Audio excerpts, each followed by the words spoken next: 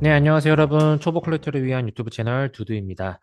정말 오래전부터 기다리고 있던 윤엽 작가님의 개인전이 드디어 열려가지고 이렇게 방문을 했습니다.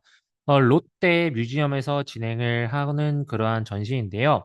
7층으로 안내가 되어 있는데 6층 롯데 갤러리 근처에 있으니까 여러분들 저 안내 표지판 따라서 쭉 가시면은 이렇게 티켓을 구매할 수 있습니다. 한 18,000원 정도 하는 티켓 가격이어가지고 그렇게 저렴하진 않는데 미리 말씀드리면은 여러분들 절대 후회하지 않으실 겁니다. 이번 전시의 주제는 녹턴시티라고 되어 있는데요. 이게 바로 야상곡이라고 하는 그러한 내용입니다. 밤의 풍경을 가지고 이렇게 작품에 대한 영감을 얻어서 작품을 만들었다고 하는 주제를 가지고 전시를 하는데요. 윤여 작가님의 가장 큰 작품의 특징을 보게 되면은 점과 선으로만 이루어진 작품이라고 이야기를 드릴 수 있을 것 같습니다. 이 작품 보이시나요, 여러분들? 그러니까 너무 신기한 게 점과 선으로만 이루어져 있는데 어떤 형상들이 나타내는지 우리가 다 알 수 있잖아요. 저 같은 경우도 윤여 작가님의 판화를 한 점 가지고 있거든요. 여기 보이는 거와 같은 원형 판화인데 와이프와 프랑스 파리에 놀러 가서 에펠탑 근처에서 이렇게 잠을 잤었는데 그 에펠탑을 주제로 하는 작품이 있어서 저 또한 판화로 구입을 했습니다. 윤여 작가님은 예전에는 에브리데이 먼데이라고 하는 갤러리에서 이제 작품 활동을 하시다가 최근에는 중국 갤러리 탕이라고 하는 곳으로 넘어가셨는데요. 탕에서 다양한 작품 활동을 하는 윤여 작가님인데 윤여 작가님의 베이스는 뉴욕입니다. 윤여 작가님의 이러한 인스타그램을 보다 보면은 주로 뉴욕에서 미국에서 활동하시는 모습들을 많이 볼 수 있을 거예요. 그래서 작품을 보게 되면은 뉴욕 배경의 작품들이 많이 있습니다. 근데 또 뉴욕뿐만 아니라 한국과 이러한 작품으로 이루어져 있는데요. 이 작품 진짜 기가 막히지 않나요? 이번 작품의 특징으로 볼 수 있는 작품이 여기 지금 보이는 건데요. 16m의 파노라마 형태로의 작품이 이렇게 만들어져 있습니다. 이 작품 여러분들 잠시 감상할게요.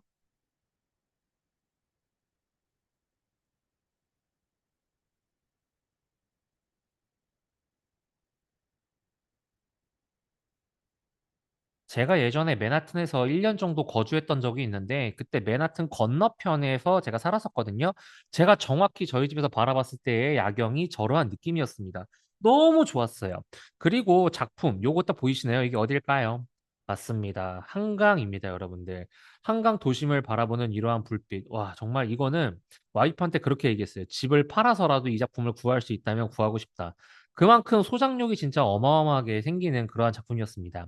윤엽 작가님의 특징이 또 뭐가 있냐면 아트 토이 그리고 다양한 굿즈를 만드는 그러한 특징을 가지고 계신데요. 윤엽 작가님의 작품 중에 이렇게 작은 작품은 제가 처음 봤습니다. 이렇게 쭉 윤엽 작가님의 아트 토이의 모델 같은 느낌의 작품들이 쭉 있었는데요. 이 중에서 출시되어 있는 작품은 바로 이 작품. 이 작품을 하나 구입한 다음에 아트 토이와 함께 이렇게 진열해 놓으면은 얼마나 귀여울지. 근데 뭐 더 이상 허락은 안 해줄 것 같은데 와이프가 그래도 계속 설득해서 구매해 보려고 합니다. 그리고 윤여 작가님이 손으로 된 작품들도 이렇게 시작을 하셨고요. 이러한 또 인물화도 진행을 하셨더라고요. 그동안 저는 윤여 작가님 작품을 보게 되면은 도시의 풍경을 주로 봤었는데 이러한 인물들도 나온 그림을 볼 수 있어서 이번 뮤지엄이 저에게는 굉장히 임팩트가 컸다라고 이야기를 드릴 것 같습니다. 그리고 윤여 작가님 하면 또 빼놓을 수가 없는 게 바로 스케이트보드거든요. 윤여 작가님의 인스타 스토리나 이런 거를 보게 되면은 스케이트보드를 타는 거를 많이 볼 수가 있습니다. 그 작품은 이따 뒤에 나올 거고요. 요것도 뉴욕 거리에 있는 이러한 대표적인 모습을 표현한 거고요. 윤여 작가님의 스케이트보드를 기본으로 한 드로잉들이 이렇게 표현이 되어 있었습니다. 윤여 작가님이 스케이트보드를 진짜 차는 거를 스토리에도 자주 올리시려고 사진도 자주 올리세요. 저도 그래서 스케이트보드 된 드로잉을 구매를 했습니다. 이게 아까 그 작은 그림에 나와 있는 아트 토이죠. 이것도 하나 구매하고 싶은데 기회가 되면 한번 노려보도록 하겠습니다. 윤여 작가님의 작품은 진짜 보고 있으면은 어느 곳에 해외에 여행을 갔다 온 사람이라면 한 번쯤 구매욕이 끌리는 그런 작품입니다. 요게 바로 윤여 작가님의 스케이트보드에 그림이 그려져 있는 건데 제가 이거를 검은색, 파란색 두 개 갖고 있고요. 그리고 저기 보이면은 캠핑 관련된 업체랑도 콜라보 하셔가지고 이렇게 캠핑 관련된 것도 진행이 되어 있고 여기 보면 베어브릭이라고 하는 아트 토이와도 콜라보를 진행을 했는데 저도 운 좋게 베어브릭을 소장하게 되어가지고 저 또한 요거를 갖고 있습니다. 이제 원화만 가지면 되는데 원화를 가지는 게 솔직히 쉽지가 않아요. 가격이 만만치가 않습니다. 그렇다고 해서 갤러리 가격으로 사면 모를까 이미 워낙에 인기가 많으셔가지고 갤러리 가격으로 구입하는 것도 너무 어려워요. 그리고 이 전시장에 들어갔을 때는 그동안 윤엽 작가님의 전시 작품을 계속 봐오셨던 분들도 좀 놀랄 수가 있는데 그동안 봐왔던 작품들하고 굉장히 다른 계열의 작품들이 있더라고요. 특히 왼쪽에 보이는 저런 해변가 작품 같은 경우는 이게 윤엽 작가님의 작품이 맞나 싶을 정도로 그동안의 작품하고 다른 결이어가지고 아주 보는 맛이 있었습니다. 그리고 윤여 작가님의 이러한 소품들도 보기가 굉장히 어려운데, 이거는 약간 이상원 작가님 작품 같기도 하고 너무 좋았어요. 그리고 여기 바로 여러분들, 여기가 진짜 하이라이트입니다. 그냥 밝은 것뿐만이 아니라 윤엽 작가님의 작품에 모션을 줬어요, 여러분들. 이런 밝기의 모션을. 여기에 앉아가지고 저도 와이프랑 한 5분 정도, 10분 정도 그냥 앉아가지고 멍하니 이렇게 밝아지는 그림을 본 것 같습니다. 뭔가 실제로 야경을 굉장히 좋은 이러한 뭐 바라든지 아니면 레스토랑에서 바라보는 듯한 느낌이 이렇게 나왔거든요. 여기는 윤여 작가님의 즐겨 듣는 노래 플레이리스트가 함께 나오다 보니까 여러분들이 전시를 하고 마지막에 이곳에서는 꼭 요 반짝반짝거리는 거를 여러분들이 느껴보셨으면 좋겠습니다. 여기 전시 공간에 이제 와이프랑 함께 있으면서 윤여 작가님의 작품은 진짜 꼭 한 점 소장했으면 좋겠다라고 하는 내무부 장관님의 허락을 받을 수가 있었습니다. 여러분들도 기회 되면은 꼭 윤여 작가님의 개인전 방문해 보시고요. 윤여 작가님의 전시는 5월까지 진행을 한다라고 하니까 시간이 좀 넉넉하잖아요, 여러분들. 그러니까 시간 되실 때 꼭 한번 방문해 보시는 걸 추천드리도록 하겠습니다. 끝. 네, 안녕하세요, 여러분. 초보 컬렉터를 위한 유튜브 채널 두두입니다. 오늘은 압도적으로 제가 기다리고 있던 개인전, 우건 작가님의 개인전이 있어서 제가 첫날 바로 다녀왔는데요. 우건 작가님의 작품 뭐 말해 뭐합니까? 어제 단톡방에서 한번 사람들하고 논의를 해본 게 있어요. 지금 젊은 작가분들 중에 진짜 1티어가 누구인 것 같냐라는 설문 같은 거였는데 우건 작가님이 압도적으로 1등을 차지했습니다. 뭐 왜인지는 지금 이렇게 비춰드리는 작품을 보면 여러분들이 이해하실 거라고 생각을 하는데 옛날에 뭐 제가 처음 이렇게 컬렉팅을 시작을 했을 때 그러한 이야기가 있었어요. 젊은 작가 탑 3. 그래서 우건 작가님, 김선우 작가님, 그리고 문영태 작가님 이렇게 있었는데 지금은 저는 개인적으로 우건 작가님이 그냥 압도적으로 제일 위가 아닐까라고 생각을 합니다. 우건 작가님은 탕갤러리라고 하는 갤러리의 소속인데요. 이 탕갤러리 자체가 한국 기반이 아니라 글로벌 기반이에요.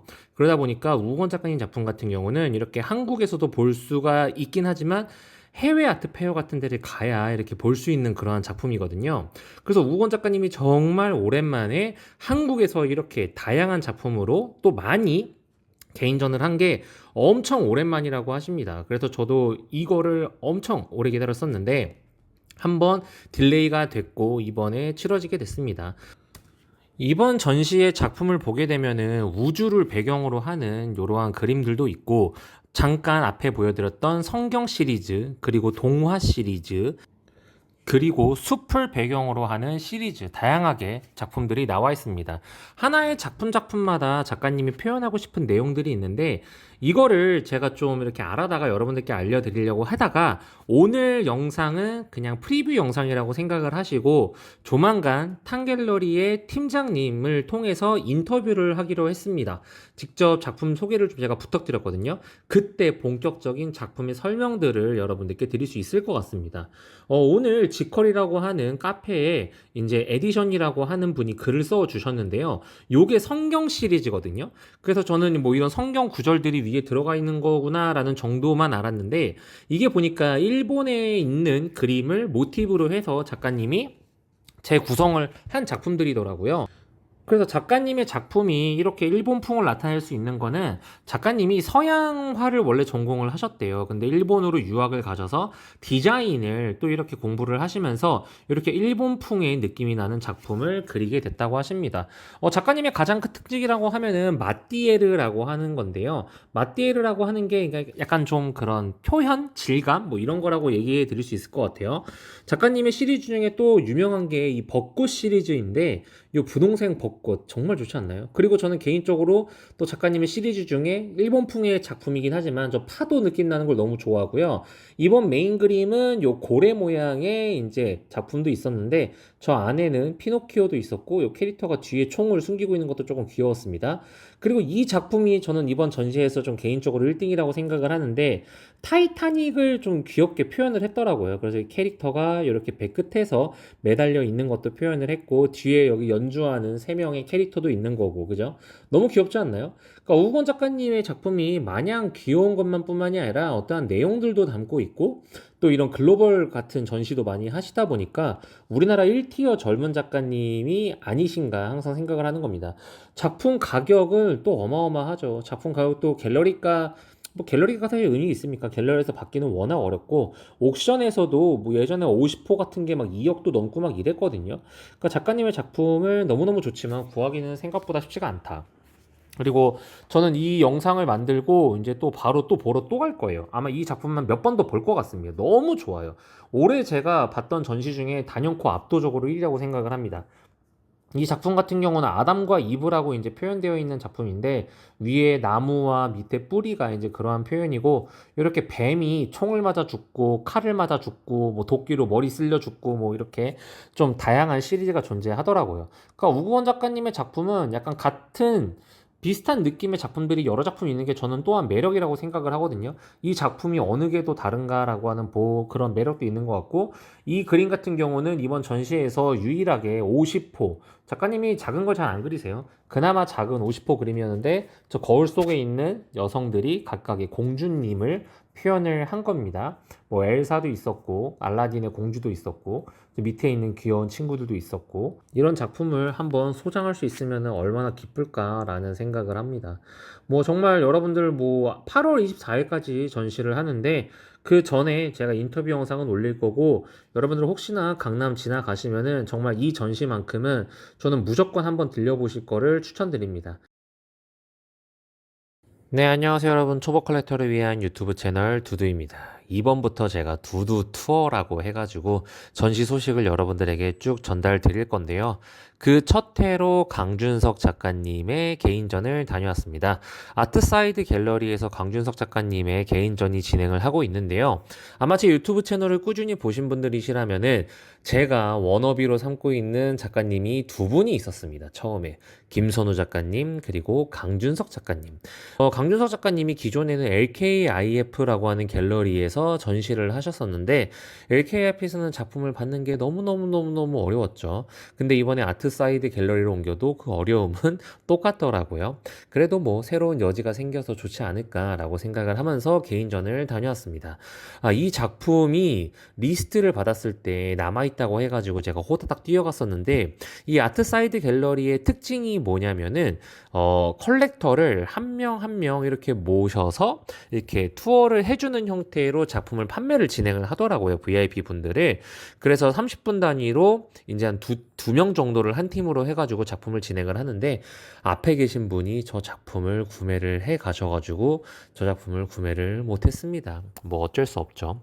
강준석 작가님의 작품의 특징을 보시게 되면 여러분도 아시겠지만 인물 작품이 있고 그리고 풍경 작품이 나눠져 있습니다. 인물 작품 같은 경우는 이러한 식으로 약간 몽환적인 느낌을 좀 주는 그러한 형태의 작품인데 제가 처음 컬렉팅을 시작했을 때 이 강준석 작가님의 이런 그림 화풍에 한번 반했고 또 강준석 작가님의 작품을 보다 보면은 뭔가 이러한 속세에서 벗어난 좀 이러한 여유로움을 느낄 수 있는 그러한 감상이 저에게 좀 있었어 가지고 강준석 작가님의 작품을 좀 빠져들지 않았나라고 생각을 합니다.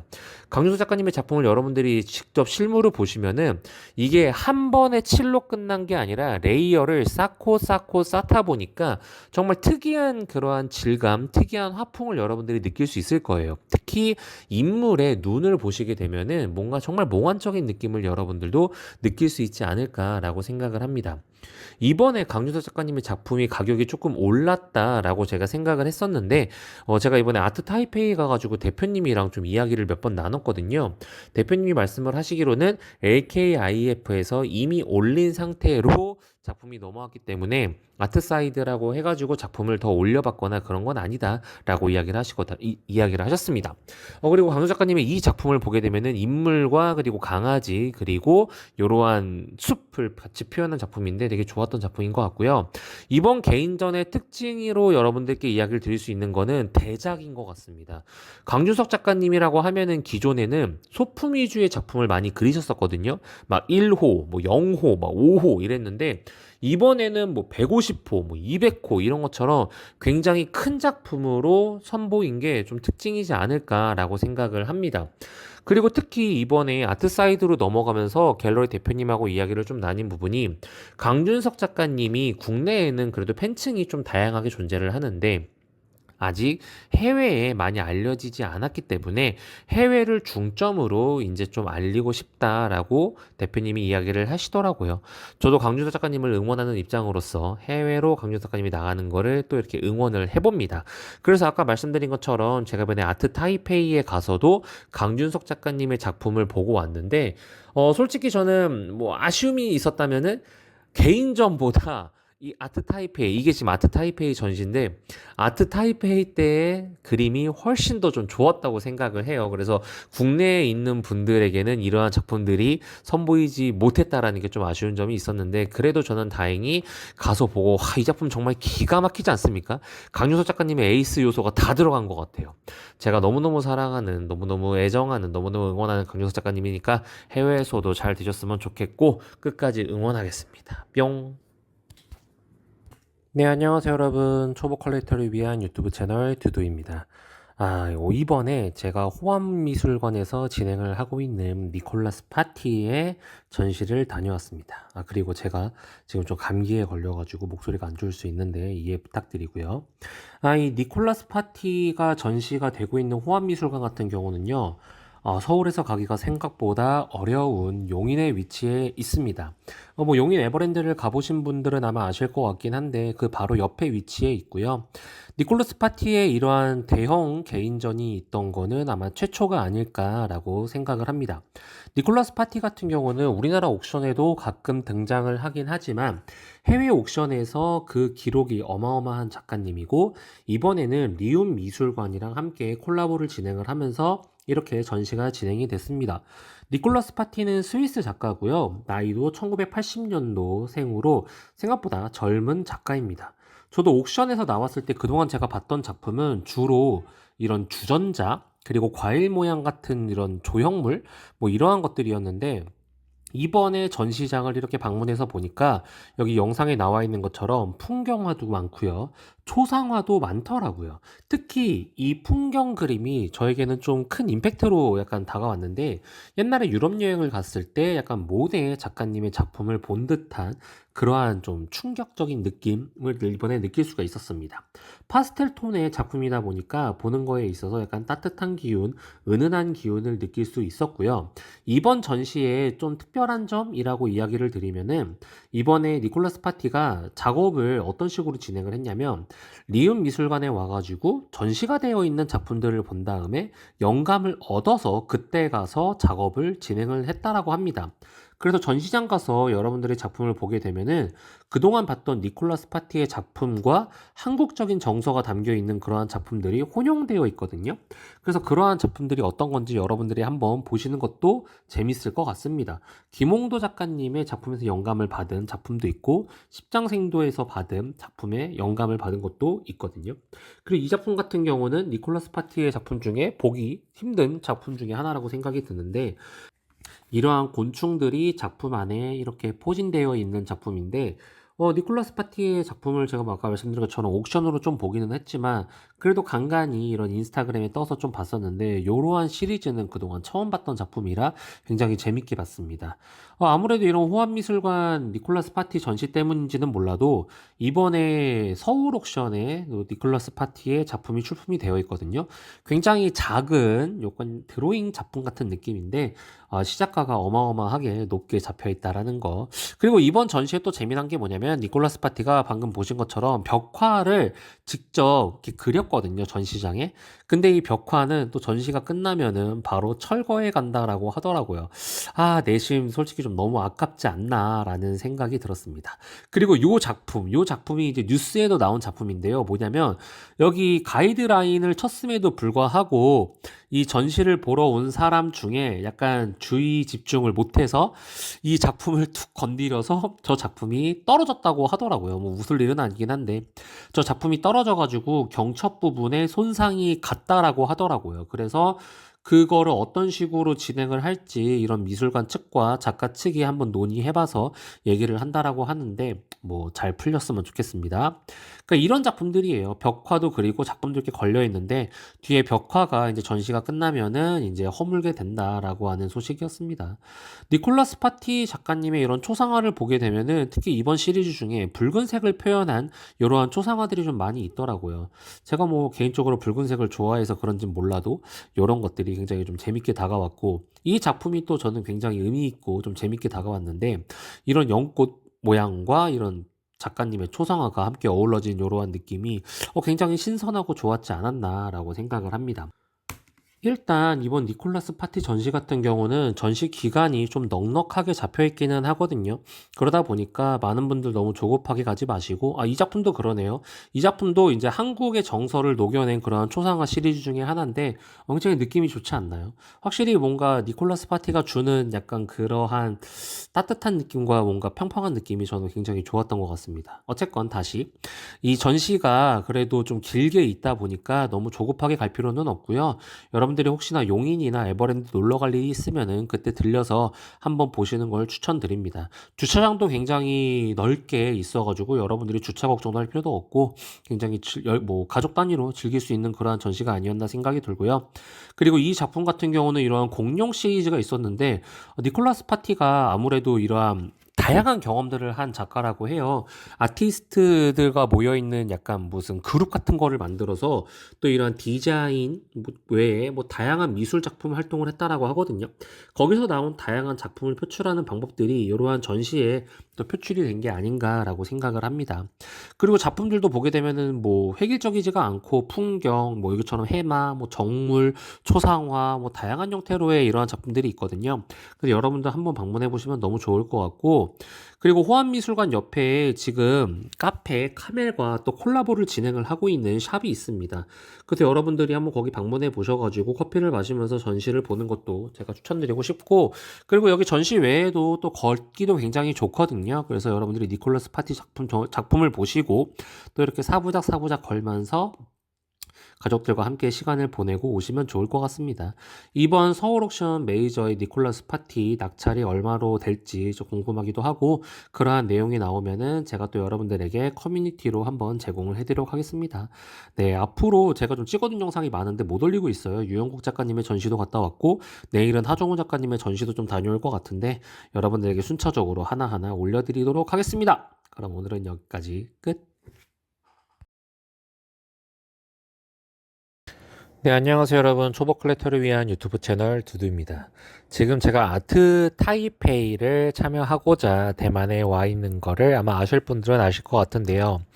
대만에 온 김에 이렇게 아트페이 하나만 참여하고 가기에는 너무 아쉬운 감정이 들어서 혹시나 하고 좀 찾아봤더니 우리 한국 작가님 중에 김광현이라고 하는 작가님이 있거든요.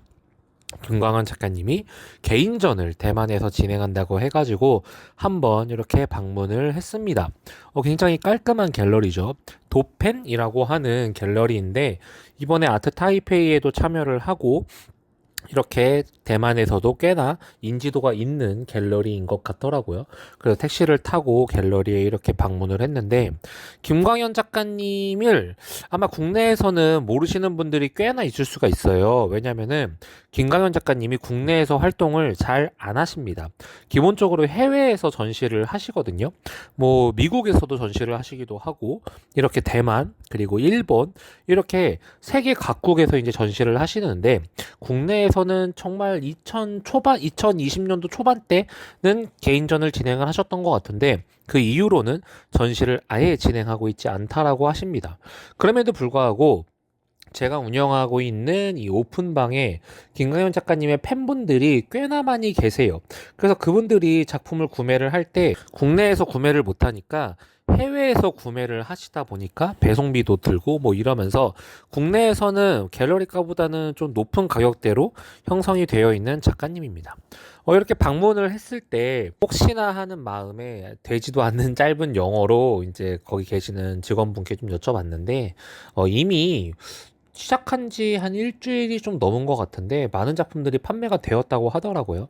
그래서 구매 가능한 작품이 그래도 한 2점, 3점 정도 있어가지고 여쭤봤더니 이 대만이 세금이 붙더라고요. 작품을 구매하게 되면은 세금 5% 그리고 배송비까지 포함을 해가지고 50호 기준으로 우선 뭐 세금 배송비 빼고 한 1,500만 원 그리고 100호 기준으로 해서 한 2,500만 원 정도 되는 가격으로 형성이 되어 있더라고요. 가격이 싸진 않죠. 근데 여러분도 보시면 아시겠지만 작품 자체가 굉장히 실물이 정말 엄청난 것 같습니다. 저도 이미지로만 보고 원화는 우리나라에서 한 10호, 20호 정도밖에 못 봤었는데 이번 전시에서는 기본 50호 정도, 100호 정도 되는 작품으로 형성이 되어 있더라고요. 그리고 또 이 김광현이라고 하는 작가님이 경성대학교 출신이시기도 하고 아버님이 또 화가라고 하시더라고요. 그리고 본인은 일본의 불교의 영향을 받아서 작품에도 좀 그러한 영향들이 좀 들어가 있다고 합니다. 이날 제가 오늘이죠. 당일날 방문을 했을 때 한국 컬렉터 분들도 몇 분 계시기도 했고, 근데 현지에 대만 분들이 생각보다 많이 오셨더라고요. 뭐 아무래도 대만 갤러리다 보니까 거기에 있는 고객분들이신 것 같은데, 그분들이 김광현 작가님의 작품을 좀 유심 있게 보는 거를 볼 수 있었습니다. 여기 작품에 나오는 캐릭터 같은 경우를 보게 되면은 이게 뭐 여자 같은 느낌이기는 한데 여자는 아니고 이런 어떠한 신격화 되어 있는 캐릭터라고 이야기를 해주시더라고요. 이 작품이 저는 개인적으로 너무 예쁘고 좋았던 것 같습니다. 65호 정방형 그리고 뭐 커스터마이징 된 작품이라고 하는데 되게 좋았던 것 같고요. 또 갤러리 공간이 이렇게 되게 세련돼 있게 안쪽으로 또 나뉘어 있더라고요. 이게 대만 제가 아트페어를 다녀와서도 느낀 거긴 하지만 대만이 신기한 게 이런 갤러리 공간들이 일반 다른 그런 건물들과 중간에 섞여 있는데 갤러리만 되게 세련돼 있게 표현이 되어 있다라는 게 되게 재밌더라고요. 이 작품 보면 방금 조형물도 있었고 여기 왼쪽부터 이 작품부터 연달아 세 작품이 이번 신작이라고 합니다. 100호 사이즈 작품들인데 이 중에 한 점 정도가 이제 가능했던 것 같고요. 되게 느낌이 좋지 않나요? 김강은 작가님의 작품은 제가 진짜 뭐 누차 강조해서 이야기 드리지만 실물로 보는 거를 정말 강추를 드릴 만큼 작품이 너무 좋았던 것 같고 이 작품이 어떻게 보면 이번 전시에서 저는 제일 좋았는데 이 작품이 제가 좀 글을 찾아보니까 2022년도에도 한번 전시를 했던 작품이더라고요. 그때부터 작가님이 조금씩 리터치를 하면서 지금에까지 좀 수정 보완을 한 작품이라고 이야기를 하시더라고요. 이게 영상으로도 표현이 안 되는데 실물을 보게 되면은 깃털 하나하나의 디테일이 정말 엄청났습니다. 그래서 우리나라에도 김광현 작가님을 이제 매니아층으로 찾는 분들이 좀 많은 것 같아요. 근데 그분들이 뭐 작품을 구해달라고 말씀은 하시는데 우리나라에 워낙 들어와 있는 작품 수량이 없다 보니까 작품을 어떻게 가져올 수가 없는 거예요. 그래서 이번에 혹시나 저도 개인적으로 좀 소장하고 싶은 느낌도 있어서 소품이 있는지를 여쭤봤는데 기본적으로 50호, 100호 정도가 남아서 구매는 할 수 없었습니다. 여기 김광현 작가님의 이렇게 기념 티셔츠들도 있었는데 대만 달러로 한 1,300달러 정도 하더라고요. 그럼 우리나라 돈으로 대략 한 뭐 5만 원 정도 되는 그러한 가격으로 티셔츠가 만들어 있었습니다. 뭐 이렇게 해외에서 이렇게 개인전을 하는 작가님들의 이렇게 전시를 가다 보면은 뭐 다른 맘이 드는 게 아니라 이왕이면 솔드아웃이 돼가지고 한국 작가님들이 좀 글로벌적으로 좀 많이 알려졌으면 좋겠다라는 생각을 많이 하게 됐습니다. 뭐 어쩌다가 제가 이렇게 타이페이에 좀 방문을 했는데 한국 돌아가서 한번 또 서머리 영상을 찍어보도록 할게요. 그럼 이만 끝! 네, 안녕하세요, 여러분. 초보 컬렉터를 위한 유튜브 채널 두두입니다. 오늘은 추석 연휴기는 하지만 그래도 전시가 땡겨서 제가 평창동에 있는 가나 아트 센터에 방문을 했습니다. 문영태 작가님 개인전을 다녀왔는데요. 문영태 작가님은 제 채널을 구독하시는 분들 대부분이 아마 아실 거라고 생각을 합니다.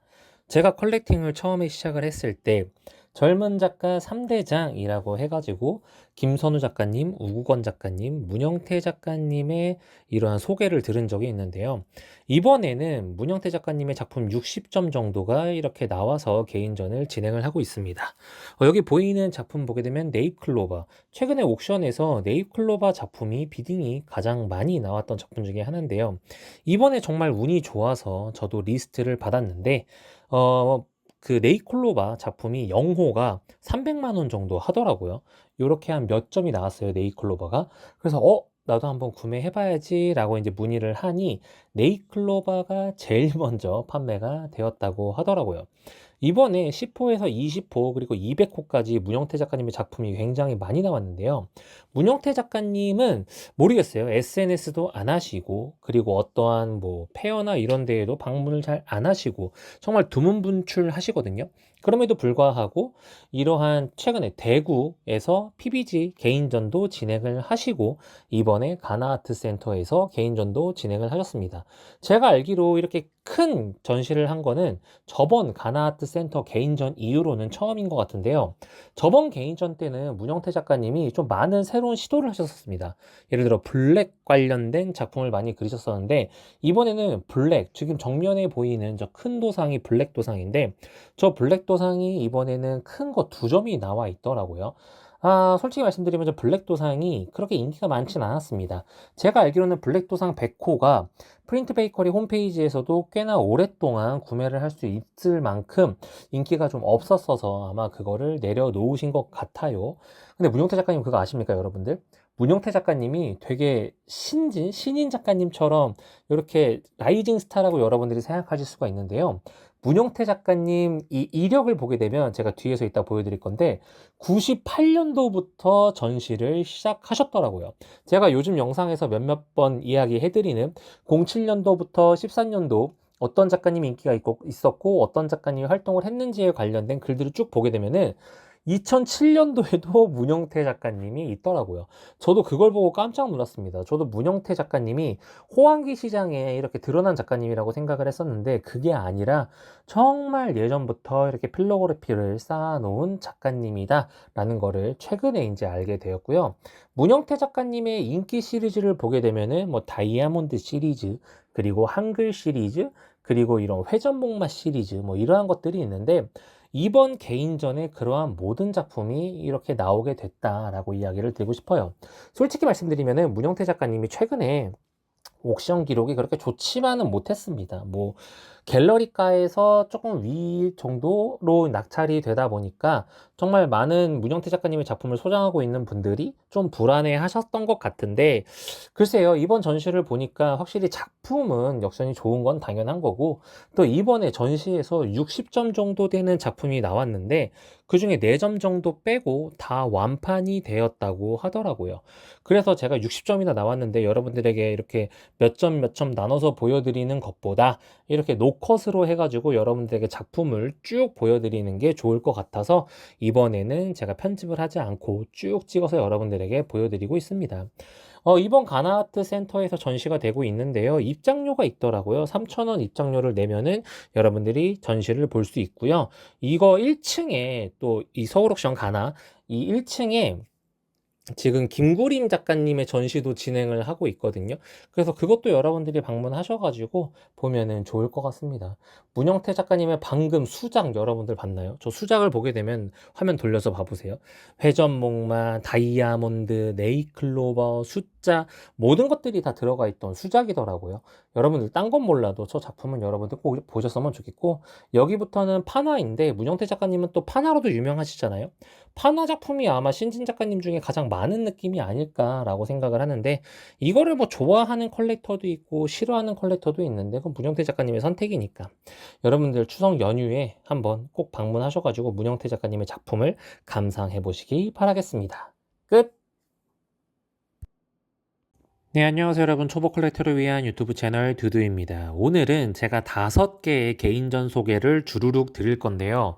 제가 최근에 전시를 많이 다녀왔는데, 현업이 바쁘다 보니까 전시 영상을 나눠서 이렇게 못 올리게 되고 한 번에 5개를 찍게 됐습니다. 그 첫 번째는 바로 정광영 작가님의 개인전이었는데요. 가나아트 센터에서 지금 정광영 작가님의 개인전을 진행을 하고 있습니다. 무려 내년까지 진행을 하는 좀 긴 개인전인데요.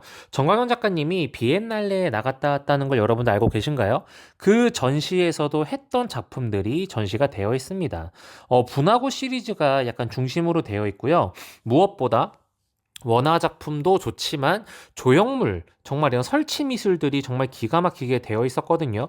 여러분들 여기는 꼭 한번 들려보시기를 정말 추천드립니다. 이 스티로폼의 이 종이를 감싸는 형태로 작품을 만드는 정광현 작가님이 굉장히 유명하신데, 정광현 작가님은 솔직히 갤러리가랑 옥션가랑 이제 차이가 조금 많이 나게 됐단 말이에요. 그런데도 불구하고 지속적으로 수요가 있는 그러한 작가님인데 역시 대가님이란 생각이 듭니다. 정광원 작가님이 예전에는 이렇게 그림을 그리는 형태로의 작품도 많이 하셨다고 합니다. 그리고 무엇보다 이 작품이 굉장히 압도적이었는데요. 보시게 되면은 이 작품을 나중에 꼭 한번 근처 가서 보세요. 심장 소리가 들립니다. 그건 좀 제가 뒤에 있다가도 얘기를 드리고, 이 작품도 큰 원형 작품이었는데 크기가 압도적이었고, 이 영상은 나이아가라 폭포에 가가지고 일주일 동안 촬영한 영상이라고 하더라고요. 이 또한 또 압도적인 느낌을 줬습니다. 이 작품인데요. 이 심장 소리를 들으실 수가 있습니다. 그건 심장 소리가 근데 이제 임종을 앞둔 사람의 이제 심장 소리를 녹음해서 이렇게 틀어놓으셨다고 하는데, 그 내부적인 의미 자체는 이제 심장 소리를 표현을 하고, 그리고 오른쪽 편에 이제 이 입구를 굉장히 좁게 만들어 놨거든요. 그렇게 뭔가 바깥으로 나가는 세계에 관련해서 표현을 했다라고 하시던데, 뭔가 그냥 작품이 단순히 멋지다, 우아라는 느낌만 뿐만이 아니라 내포하고 있는 의미들이 풍부하게 있으니까 제가 뭐 디테일한 말씀을 드리기보다 여러분들이 이 작품 같은 경우는 현장에 꼭 방문하셔가지고 작품도 살펴보시고, 또 이런 나이아가라 폭포 일주일 동안 찍었다고 하니 이러한 웅장함도 한번 여러분들이 느껴보시기를 바라겠습니다. 작품은 엔간해 가지고는 다 팔렸다고 하시더라고요. 그러니까 뭐 작품 구매 문의도 한번 해보셔도 되긴 하는데 여러분들 한번 구경 가보시기를 추천드릴게요. 자, 그 다음에는 탕갤러리의 디렌니 작가님의 개인전이 있어서 또 제가 방문을 했습니다. 개인적으로 디렌니 작가님의 팬이에요, 제가. 그래서 디렌니 작가님의 아트 토이, 디렌니 작가님의 소형 작품, 그리고 드로잉 작품, 뭐 이렇게 틈틈이 갖고 있는데 제가 큰 작품은 없었거든요. 그래서 대신 좀 이런 좀 충당하고 싶은 마음에 한번 이렇게 개인전을 방문을 했습니다. 이번에는 제가 개인전 리스트를 이렇게 쭉 받아봤었는데 최소 작품이 80호였어요. 와, 대단하지 않습니까? 80호부터 120호 정도 되는 큰 크기의 작품들이 이렇게 전시가 되어 있었습니다. 저는 탕갤러리를 가면은 항상 이 높은 층고가 되게 마음에 들고, 또 이번에는 대형 작품이 주는 이러한 아주 좀 뭐라 할까요? 압도적인 느낌이 있었습니다. 또 제가 이런 고양이를, 동물 제가 좋아하는 거 아시죠? 이런 고양이의 작품들도 있었는데, 이번 디렌니 작가님의 작품 첫날, 오프닝 첫날 이제 작가님의 설명을 동반한 이런 아트 토크 같은 게 있었거든요. 거기서 이제 들으면서 디렌니 작가님의 작품을 좀 더 심도 깊게 알 수 있는 계기가 생겼는데, 디렌니 작가님의 작품을 보게 되면은 크게 두 가지 컨셉이 있습니다. 하나는 낮과 밤, 그리고 샴이라고 하는 시리즈를 여러분들이 볼 수가 있는데, 낮과 밤은 꿈과 현실이라고 표현이 된다고 합니다. 꿈에서 에너지를 충전하고 뭔가 힐링을 얻고 다시 낮인 일상생활로 나와서 다시 열심히 살아가고, 뭐 이러한 것들이 표현이 되어 있다고 해요.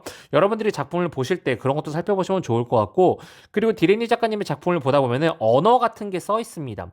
그게 디레니 작가님이 구축한 약간 이런 뭐라고 할까요? 삶의 형태 같은 것들이 그런 글로 표현이 되었다고 하는데, 여러분들도 어떤 글인지 한번 의미를 내포해 보시는 것도, 유추해 보시는 것도 추천드리고 싶고, 또 디레니 작가님이 아까 말씀드린 대로 컨셉이라고 말씀드렸잖아요. 샴이라고 하는 이 쌍둥이라고 하는 컨셉이 이제 동반이 되어 있는데, 이러한 것들이 요즘은 한 마리 한 마리 독립적으로 좀 나와 있는 형태로의 작품들도 나오고 있다고 합니다. 그 말씀을 하시면서 예전에 샴이었던 그러한 개체들이 이제는 자아가 강하게 되면서 독립적으로 좀 분리가 되고 있는 중이다라고 표현을 하시더라고요. 아, 정말 이런 고양이의 진짜 이 눈 반짝거리는 거는 여러분들이 실물로 보셔야 됩니다. 특히 이 작품 봤을 때, 리스트에 봤을 때는 아, 뭐야, 뭐 고양이 얼굴만 이렇게 있는 게 좀 아쉬운데라고 했는데 웬걸 실물로 가서 보니까 와, 진짜 실물이 압도적이더라고요. 너무 좋았습니다. 그리고 이 작품도 이번에 메인 작품 중에 하나인데 뭔가 이렇게 달을 표현을 하고 밤을 표현을 하고, 그리고 여러분들 방금 제가 약간 가까이서 찍었는데 디랜리 작가님의 이러한 털 표현이 진짜 압도적이거든요. 정말 실물 여러분들 꼭 보셔야 됩니다. 그리고 최근에 탕갤러리 약간 트렌드 같은 것 같긴 한데 작품을 이렇게 케이크처럼 표현을 하는데 이번에는 떡 케이크로 표현을 하셨다고 하더라고요. 오프닝 때 가가지고 매번 이걸 먹지 못하고 오는데 다음 작가님은 누가 됐던 간에 제가 꼭 저 떡 케이크를 먹어보고 여러분들에게 맛이 어떤지를 한번 평가해 보도록 하겠습니다. 그리고 이 작품 같은 경우는 이제 한 주인공이 고양이에게 본인의 여행에 관련해 가지고 디테일하게 설명을 하고 있는 그러한 작품이고, 아, 이 작품도 전 너무 좋았어요. 이 작품이 진짜 저는 메인 중에 하나라고 생각을 했는데 하늘에서 떨어지는 이러한 캐릭터들이 그려져 있는데 와, 이게 뭔가 역동적으로 정말 떨어짐을 표현을 정말 잘한 것 같고, 이 털의 디테일함, 제가 원래 이런 디테일함을 그렇게 찾는 스타일은 아닌데 이 디테일함이 정말 너무나도 좋았던 그러한 작품이었습니다. 아, 디레니 작가님의 아티스트 토크를 좀 길게 듣고 싶었는데 디레니 작가님이 굉장히 내성적이시란 말이에요. 근데 뭐 다행히게도 최근에 이제 그 널 위한 문화예술이라고 하는 곳에서 디레니 작가님하고 이런 인터뷰 컨텐츠를 진행을 하셨더라고요. 아직 업로드가 되진 않았는데 나중에 업로드가 되면은 여러분들이 디레니 작가님의 작품 세계를 조금 더 디테일하게 알 수 있지 않을까라고 생각을 합니다. 자, 그리고 같은 날 이내 작가님의 개인전도 진행을 했습니다. 아, 요즘 정말 떠오르는 작가님 중에 한 분이죠. 이내 작가님. 이내 작가님의 이 기억 시리즈 정말 기가 막히지 않습니까? 이 점을 표현을 하면서 뭔가 사물과 형태와 배경을 만드는 이러한 기억 시리즈. 정말 많은 분들이 요즘 기억 시리즈에 빠져 계신 것 같아요. 그래서 그런지 갤러리 전시가 오픈을 하기 전에 이 기억 시리즈가 바로 솔드아웃이 됐다고 합니다. 정말 핫한 작가님 같아요. 이 핫함은 그냥 국내에서만 끝난 게 아니라 이 이내 작가님이 SNS도 운영을 하고 계신데 이게 릴스에서 조회수가 수천만 조회수가 폭발을 할 만큼 한국을 넘어서 글로벌적으로 관심을 받고 있는 그러한 상황이라고 이야기를 드리고 싶습니다. 이내 작가님의 작품의 특징으로 또 말씀을 드리자면 보통은 작품이 커지면은 호단가가 낮아지기 마련이거든요. 근데 이내 작가님의 작품은 호단가가 더 높아진다라고 하는 특징이 존재합니다. 왠지는 여러분들도 보시면 아시겠죠. 이게 작품 공수가 정말 점점점점점점 정말 엄청나기 때문에 오히려 작품이 커질수록 비싸지는 그러한 효과가 있다라고 하고, 그리고 경배 시리즈들이 또 존재하는데 이 또한 정말 작품을 그리는 과정을 보면은 정말 이 한 줄기 한 붓질로 끝내는 이러한 것들이 디테일함이 살아 있습니다. 뭐 이거는 번외적인 얘기인데 제가 최근에 이유한 작가님 작품을 따라 그리는 이러한 체험을 한번 하고 왔는데 이렇게 한 획을 그린다는 것 자체가 보통 일이 아니더라고요. 그리고 이 공간이 이제 콜라스트라고 하는 갤러리에서 이제 진행을 한 전시인데, 콜라스트가 원래는 바로 옆 건물 3층에서 진행을 했었거든요. 근데 이번에 이렇게 바로 성수동 근처에 새로운 공간을 오픈을 했습니다. 층고도 굉장히 높고 여러분들 주차도 되고 성수동에서 전시 보기 굉장히 쾌적한 곳이니까 나중에 여러분들 한번 성수동에 들렸을 때 여기 한번 들려가지고 전시를 보시는 거를 적극적으로 추천을 드리도록 하겠습니다. 콜라스테는 뭐 잠산 작가님, 뭐 이내 작가님, 뭐 다양한 작가님들이 있으니까 여러분들 관심 가주시면 좋을 것 같고요. 자, 그 다음에는 김정현 작가님의 그룹전이 있어서 제가 또 알부스를 다녀왔는데, 진짜 열심히 제가 전시 다니지 않았습니까? 이걸 영상을 따로따로 했었어야 되는데, 제가 최근에 너무 바빠가지고 그렇게는 좀 못할 것 같아서 이렇게 한 번에 쭉 올리는 점 양해 부탁드리고요. 저는 정말 김정현 작가님의 작품을 너무너무 좋아합니다. 그 이유는 뭐라고 할까요? 그런 약간 그 커플 그림에서 나오는 풋풋함과 따스한 감정이 너무나도 좋기도 하고요. 그리고 제가 또 NBA를 또 너무너무 좋아합니다. 김정윤 작가님도 농구를 좋아하셔가지고 그 농구를 주제로 하는 그림들이 또 나오거든요. 그러한 것들에 있어서 또 이러한 느낌을 받는 게 너무 좋아가지고 작품을 저도 소장도 하고 있기도 하고 항상 전시를 하게 되면은 이렇게 보러 가는 편입니다. 이번에도 아니나 다를까 요 그림 지금 누워있는 그림을 보게 되면은 이 추운 겨울에 느껴지는 그러한 따스함을 여러분들이 느낄 수 있습니다. 알부스, 한남동의 알부스라고 하는 갤러리에서 진행 중이니까 여러분들 한번 들려보시는 것도 강강 추드리도록 하겠습니다. 아유, 저대로는 강아지들이 등장을 하는데 이런 커플과 강아지 그림들이 진짜 좀 좋은 것 같아요. 자, 드디어 마지막으로 로카쿠 작가님의 개인전을 제가 또 다녀왔습니다. 로카쿠 작가님은 일본 작가님이신데요. 이제 서울 퀘닉에서 진행을 했습니다. 퀘닉 갤러리는 저도 처음으로 이제 방문을 한 곳인데, 이번 로카쿠 작가님의 개인전 이전에 이제 예술의 전당에서 이제 뮤지엄 갤러리가 있었죠. 그때는 로카쿠 작가님의 굉장히 많은 작품들이 왔는데, 이번에도 그에 못지않게 작품들이, 좋은 작품들이 많이 와 있었습니다. 2m가 남는 대형 작품도 있었고요. 네 작품의 연작이 있는 로카쿠 작가님의 작품도 있었습니다. 전시 오프닝 하기 전에 제가 다녀왔는데, 이때만 해도 판넬 작품이 하나가 있었거든요. 카드보드 작품이.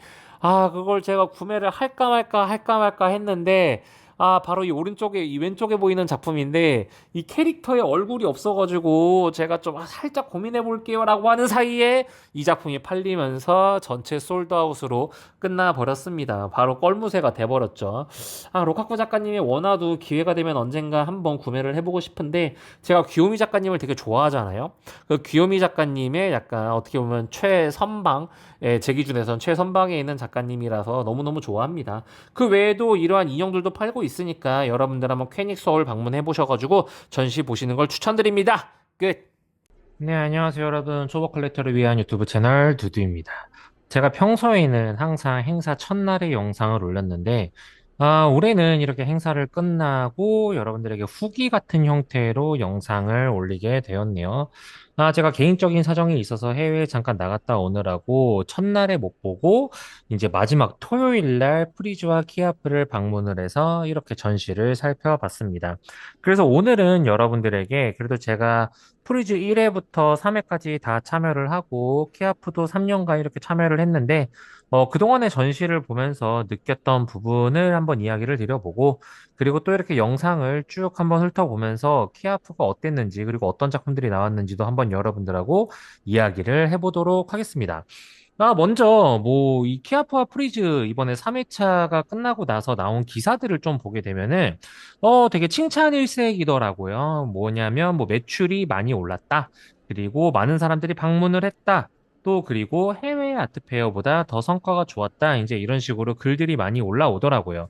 실제로 제가 마지막 날 키아프에 방문을 했을 때도 작품들이 정말 많이 팔려 있더라고요. 제가 아는 작품들도 있었고, 모르는 작품들도 있었는데, 그리고 평소에 이런 아트페어 가서 마지막 날 팔린 작품들을 보게 되면은 가격대가 보통 낮은 작품들이 많이 판매가 됐었는데, 이번에는 그래도 가격대가 좀 나가는 작품들도 많이 판매가 됐더라고요. 뿐만 아니라 프리즈에서도 작품 가격대가 그리고 좀 많이 나가는 작품들이 판매가 많이 이루어졌다라고 기사도 나더라고요. 이유한 작가님의 바람 10여독짜리도 작품이 판매가 되고, 이러한 것들을 보고 또 외국 작품들도 조직 콘도 같은 작품도 판매가 되고, 다양한 작품들이 판매가 됐다라고 이야기가 됩니다.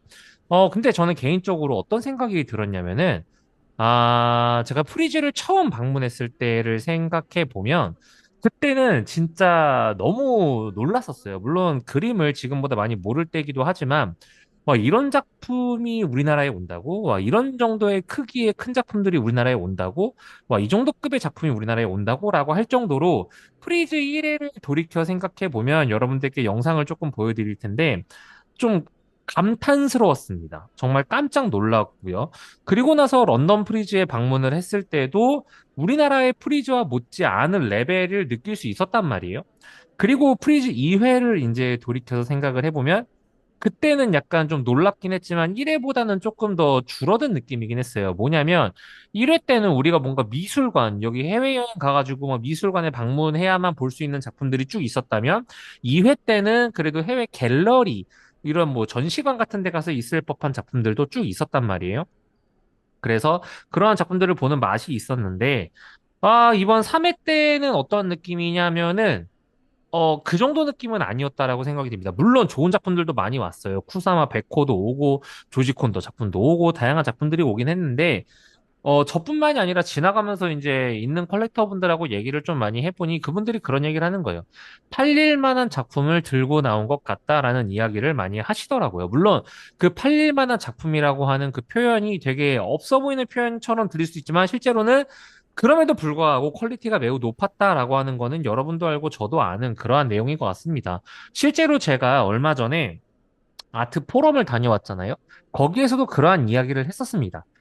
프리즈 첫 회에는 이제 키아프와 프리즈가 어떻게 보면 약간 경쟁 관계처럼 느껴질 수가 있어가지고 프리즈가 힘을 빡 주고 나왔고 2회 때부터는 키아프와 밸런스를 맞추려고 이제 좀 어떻게 보면 작전 계획을 하고 나왔다라고 이야기를 했었거든요. 이번 3회 때도 이제 그런 것들이 좀 반영이 된 것 같아요. 이제 키아프와 그리고 한국 컬렉터, 아시아 컬렉터 분들한테 레벨을 맞추기 위해서 어느 정도 조정을 했다라고 생각을 합니다. 근데 이거는 우리가 글쎄요, 기분 나빠를 할 필요가 없는 게 이제 그 아트 포럼에서 무슨 얘기를 했냐면 전 세계 미술 시장이 90조라고 했거든요. 그중에 우리나라가 6천억이라고 했습니다. 그러니까 전 세계 90조 시장에서 6천억이라고 하면 뭐 작은 비중일 수도 있고 아닐 수도 있지만 어쨌건 우리가 수용할 수 있는 캐파라는 게 있는 거잖아요. 그죠? 그래서 그런 것들을 좀 감내하고 나온 게 아닌가라는 생각이 들었습니다. 그럼에도 고무적인 거는 그렇게 하다 보니까 평균치로 봤을 때 키아프가 올라간 것 같다라는 또 이야기를 많이들 해주시더라고요. 그러니까 키아프가 올라가고 프리즈가 내려가면서 어떻게 보면은 밸런스가 조금 맞춰진 것 같다라고 하시는 분들도 계신데 그래서 그런지 이번에는 저는 키아프도 너무 재밌게 본 것 같습니다.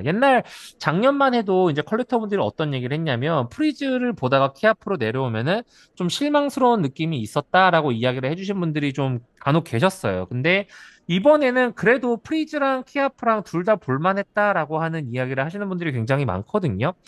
그래서 저도 동의를 했습니다. 그거 되게 재밌었다. 프리즈는 솔직히 마지막 날이라 그런지 사람이 너무 많아가지고 다 둘러보는데도 너무 좀 진땀을 빼긴 했지만 그래도 프리즈도 재밌었고 키아프도 너무 재밌었다라고 생각이 듭니다. 방금이 이제 가나부스였는데 여기 신문서 작가님도 있고 장마리아 작가님도 있고 김선우 작가님도 있고 이렇게 쭉 있네요. 아트부산에서는 가나가 이제 시오타 작가님을 개인으로 하고 나왔었는데 이번에는 그래도 여러 작가님을 가지고 나왔습니다.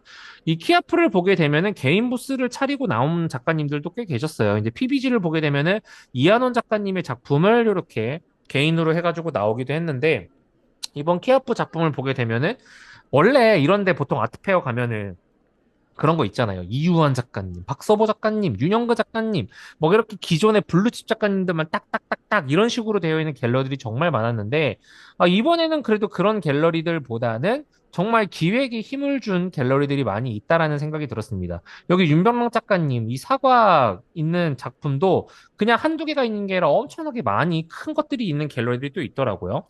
그리고 여기 박기용 배우님의 작품이 있는 화이트스톤 갤러리도 이런 식으로 있었고요. 그러니까 이번에 보게 되면은 되게 키아프가 또 좋았던 게 뭐냐면은 국내 갤러리들도 당연히 많았겠지만 해외 갤러리들도 그래도 키아프, 그러니까 프리즈 말고 키아프에 많이 참여했다라는 것도 또 하나 고무적이었던 것 같습니다. 그리고 또 이런 행선 이렇게 왔다 갔다 하다 보면은 또 행사 같은 것도 많이 하더라고요. 그런 것도 이제 그림을 보다가 지친 사람들이 멈춰서서 볼 수 있게끔 잘 조율이 됐다라고 생각이 들고, 하나 아쉬운 게 뭐였냐면은 여기 키아프가 1층에서 했고 2층에서 키아프 플러스라고 하는 거 매년 하잖아요. 그쵸? 근데 키아프 플러스가 원래 첫 회에는 세택이라고 하는 곳에서 했고 그 다음에는 1층 라운지 약간 바깥쪽에서 진행을 했고 이번에는 2층에서 진행을 했는데 사람들이 그거를 많이 모르더라고요. 그래서 키아프 플러스에 방문을 했는데 거기에도 좋은 갤러리들이 많았단 말이에요. 뭐 갤러리 스테인이라든지 애프터눈 갤러리라든지 갤러리 숲이라든지 좋은 갤러리들이 많았는데 사람들이 거기를 몰라가지고 방문을 많이 안 한 것 같더라고요. 그게 조금 아쉬웠습니다. 제가 아까 말씀드린 그 중간중간 행사를 한다라고 했던 게 바로 이런 포인트였어요. 카페에 이런 식으로 중간이 깔려 있고 또 퍼포먼스 행사 같은 거를 이런 식으로 진행을 하더라고요. 그리고 또 인생 내 것이 또 유행이라서 그런지 좀 왼쪽 편에 보면은 사람들에게 기념으로 사진을 찍을 수 있는 것들도 또 이런 식으로 해놨습니다. 그리고 항상 키아프와 프리즈를 이렇게 돌아다니면 정말 좋은 게 뭐냐면 이 코엑스를 한 통으로 빌린다라는 게 굉장히 멋진 것 같아요. 그래서 정말 여유롭고 넓은 공간에서 작품을 쭉 볼 수 있다라는 게 굉장히 큰 매력이 아니었나라고 싶고 지금 이 길목이 이제 외국 갤러리들이 많은 그 골목이거든요. 그래서 보게 되면 기존에 방문하지 못했던 그러한 갤러리들이 많이 있어서 보는 내내 눈이 좀 즐거웠던 것 같습니다. 그러니까 사람들이 막 미술 시장이 지금 막 불황이다, 불황이다 이런 얘기를 많이 하는데 제가 최근에 2007년도, 2008년도에 만들어진 네이버 카페를 좀 어떻게 찾아가지고 그 당시에 미술 시장을 좀 살펴보고 있단 말이에요. 그래서 2007년, 2013년 때까지 이제 좀 활동을 했던 카페인데 보면은 그때도 미술 시장이 불황이 있었어요. 그렇죠? 그렇게 되면서 호황까지 접어드는데 그 시간에는 그때는 한 3년 정도가 걸렸던 것 같습니다. 그럼 우리로 바라봤을 때는 2022년도 하반기쯤이 저는 약간 하락세로 돌입했던 시기라고 생각을 하는데 그럼 23년도, 24년도 그죠? 이제 거의 2년이 지나갔단 말이에요. 그러니까 미술 시장이 이제 또 좋아질 시기가 또 언젠간 오지 않을까라고 생각을 하는 겁니다. 그리고 저는 항상 아트페어를 방문할 때 항상 마지막에 이렇게 판매된 걸 좀 보곤 하는데 확실히 판매가 많이 됐더라고요. 그리고 제가 항상 방문하는 313 갤러리 이 313 갤러리에는 항상 우국원 작가님의 작품이 이렇게 있어가지고 제가 항상 방문을 해서 작품을 보고 있습니다. 그리고 이 영상을 보실 분들이 뭐 몇 분 정도 계실지 모르겠지만 제가 사실 이번에 탕 갤러리에서 우국원을 한 점 받았단 말이에요. 뭐 많은 분들에게 이야기를 하지 않았는데 이 영상을 보는 분들은 뭐 알게 되시겠죠. 아직 어떤 도상을 받았는지는 제가 공개하지 않긴 하겠지만 그래도 제가 정말 김선우 작가님에 이어서 우국원 작가님의 작품도 받게 되었다. 그러니까 너무너무 행복하다라는 이야기를 드리고 싶고 조만간에 이제 우국원 작가님 작품이 제 사무실에 오게 되면은 여러분들에게 한번 하울 우국원 하울 이런 거를 한번 진행해 보도록 하겠습니다. 뿐만이 아니라 뭐 갑자기 딴 얘기긴 한데 최근에 박서보 작가님이랑 루이비통이 또 콜라보를 해가지고 남자 패션 라인을 또 출시를 했단 말이에요. 거기서 또 제가 박서보 작가님의 또 빨간색 가방을 또 구매를 했는데 그것도 한번 리뷰를 해보도록 하겠습니다. 지금 여러분들께 그런 공유드릴 영상이 너무너무너무 많은데 지금 제가 게을러서 그래요. 죄송합니다. 제가 빠른 시일 내에 여러분들께 작품과 그리고 컨텐츠를 공유드리도록 하겠습니다. 이 키아프와 프리즈가 끝나고 나서 이제 많은 사람들이 또 힘이 빠질 시기도 해요. 왜냐면 1년에 워낙에 큰 행사기 때문에 이거 끝나고 이제 무슨 걸 보지, 어떤 작품을 보지, 뭐 그러실 수도 있는데, 뭐 그뿐만이 아니라 이제 10월 달 그리고 강준석 작가님, 디레님 작가님의 개인전도 있고, 그 외에 또 연말을 마무리하는 아트 페어들도 쭉 있거든요. 제가 그런 거 다 여러분들을 소개해 드리겠습니다. 강준석 작가님 얘기를 했더니 강준석 작가님의 작품이 또 여기도 마침 보이네요. 강준석 작가님의 작품이 170, 170 엄청 큰 작품이 나왔는데 아트 사이드로 넘어가셨단 말이에요. 그러니까 이 참 컬렉터로서 이런 부분도 참 어려운 것 같아요. 뭐냐면 이제 갤러리한테 작가님의 작품을 받고 싶어서 크레딧을 쌓았는데 작가님이 이적을 한다. 그럼 또 그 갤러리로 넘어가서 또 이제 크레딧을 쌓아야 된단 말이에요. 아트 사이드하고는 아직 제가 인연이 없어서 제가 강주석 작가님은 한 점 하고 싶단 말이에요. 그래서 또 어떤 식으로 이제 인연을 쌓아야 될지 또 한번 고심을 해보도록 하겠습니다. 그러니까 모르겠어요. 그때 호황기 때 여러분도 아마 비교해 보시면 아시겠지만 지금 제 유튜브 채널에 작년, 재작년 키아프 영상들이 쭉 있단 말이에요. 그 당시에 호황인 시절에 나왔던 작가님의 작품들이 이번에 안 나온 경우도 되게 많고 그리고 나왔다 하더라도 빛을 못 본 경우들이 굉장히 많단 말이에요. 그러니까 미술 시장이라고 하는 게 이제 컬렉터로서 활동을 하면서 참 많은 딜레마를 가지게 되는 것 같습니다. 정말 나는 작품을 소장하고 싶은데 나는 뭐 엄청나게 부자가 아니고 돈이 화수분처럼 나오는 게 아니니까 언젠간 작품도 리세일을 해야 되는데 그럼 리세일을 해야 될 작품을 어쨌건 나중에라도 사람들한테 인기가 많아야 되는데 시장이 한번 꺾이면 호황되는 작품들이 쭉 날아가고 참 어려움이 많은 것 같습니다. 그리고 이 작품도 제가 구매하고 싶어서 제안을 했던 박성옥 작가님인데 정말 힘을 많이 주는 것 같아요. 제가 고양이 작품을 좋아해서 그런지도 몰라도 네 어쨌건 박성옥 작가님 너무 좋았고 여기가 리서울이라고 하는 갤러리인데 리서울 갤러리에서 이번에 저에게 키아프와 프리즈 VIP 티켓을 제공해줘서 정말 감사하게 이렇게 작품을 볼 수가 있었습니다. 보시게 되면 이 작품도 백호 작품이었는데 4천만 원이거든요. 판매가 되더라고요. 대단한 것 같습니다. 그리고 최성필 작가님이 이번에 한 부스 자체를 아예 가지고 나오셨더라고요. 최성필 작가님도 많은 분들이 관심을 가지고 있는 상황이니까 여러분들 살펴보시면 좋을 것 같고, 그리고 또 제가 항상 칭찬에 맞이하지 않는 탕갤러리, 뭐 우국원을 줘서 그런 게 아니라 제가 항상 탕갤러리를 칭찬을 하잖아요. 탕갤러리도 이렇게 한번 살펴봤습니다. 정광영 작가님 작품도 있었고 디레니 작가님도 11월에 개인전이 있다고 하는데 디레니 작가님의 작품도 있었고 그리고 정광영 작품님의 소품도 있었고 이번에 탕갤러리에서는 엔간한 건 다 팔렸다고 합니다. 장팔 작가 작가님의 작품도 이렇게 걸려 있었고, 또 우국원 작가님의 요 동화 시리즈, 삐삐 시리즈도 이런 식으로 있었습니다. 우국원 작가님은 정말 어딜 가든 참 좋은 것 같아요. 우국원 작가님, 그쵸. 우국원 작가님도 어떻게 보면은 제 개인적인 생각인데 왜 트리오라고 하는 게 있었단 말이에요. 김선우 작가님, 우국원 작가님, 문영태 작가님. 근데 그 중에서 저는 이제 우국원 작가님이 독보적으로 이제 치고 나갔다라고 생각이 드는데 뭐 여러분들도 의견이 있고 이건 제 의견이니까 여러분은 그냥 생각해 보시면 좋을 것 같고 그렇습니다. 그러니까 이번에 키아프에서 여기 아까 말씀드린 윤병락 작가님의 정말 큰 작품. 윤병락 작가님이 정말 대단한 게 뭐냐면, 2007년도, 벌써 한 17년도 전이잖아요? 그때 유망한 작가 탑 10, 탑 100 했을 때 윤병락 작가님이 있었단 말이에요. 그리고 13년도에도 윤병락 작가님이 있었고, 지금도 윤병락 작가님이 있거든요. 진짜 저는 그런 거가 있어서 리스펙을 하는 것 같습니다. 그러니까 요즘은 이런 거를 저는 무슨 생각을 하냐면은 음악 시장이랑 좀 비교해서 요즘 생각을 많이 하려고 노력하고 있어요. 뭐냐면, 그런 거예요. 제 입장에서. 나훈아고, 조용필이고, 그죠? 심수봉이고, 이런 분들이신 거예요. 윤비랑 작가님 같은 분들이. 예전부터 활동을 하시면서 지금까지 활동을 하는 분들. 그리고 좀 신진 작가님들이랑 표현을 하게 되면은 박진영, 터보, 코요테, 이런 분들도 제 입장에서는 대단한 분들이란 말이에요. 그런 분들은 그런 분들의 시장이 있는 거고, 또 우리 왜 아이돌, 그쵸? 막 H.O.T, 잭스키스, 제 나이가 나오나? 어쨌건.